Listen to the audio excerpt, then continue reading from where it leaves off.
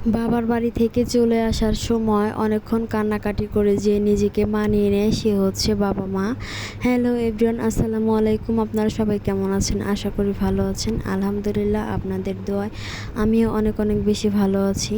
তো আপনারা হয়তো বা জানেন, যারা আমার রেগুলার ভিডিও দেখেন, আমি কয়েকদিন যাবৎ গ্রামে গিয়েছিলাম আমার বাবার বাড়ি।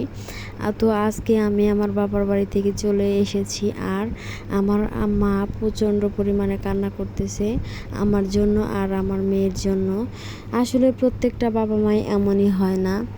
মেয়ে যখন বাবার বাড়ি যায়, মা যখন শোনে যে তার মেয়ে তার বাসায় যাইতেছে, মা তো প্রচণ্ড পরিমাণে খুশি হয়। আর মেয়ে কী থেকে কী খাবে সব আয়োজনই তার মা করে।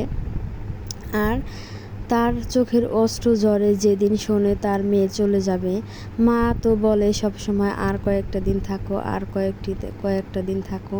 এমন করতে করতে মা প্রায় 15 দিন, 1 মাস হয়ে যায়। মা কখনোই বলে না যে তুমি এতদিন হয়েছে আসছো।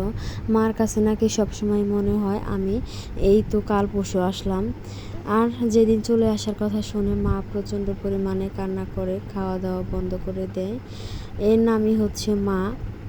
আসলে বাবা মা সন্তানের জন্য তার জীবনের সবটুকু দিয়েই আদর ভালোবাসা দেয়। আর আমরা সন্তান হয়েও তাদেরকে সবটুকু দিতে পারি না। তো আজকে আমি চলে এসেছি, আমার মনটা প্রচণ্ড পরিমাণে খারাপ। আর মাইশার আব্বু আমাকে নিতে গিয়েছিল আর আমার বোনকে বলল আমার জন্য মেহেন্দি বেটে নিয়ে আসো। তো আমার বোন বেটে দিয়েছে আর ওইদিকে আমার দাদি মাথায় দিয়ে দিচ্ছে।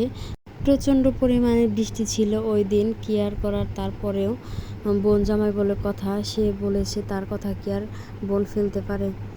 তো আজকের ভিডিও এ পর্যন্তই। আল্লাহ হাফেজ।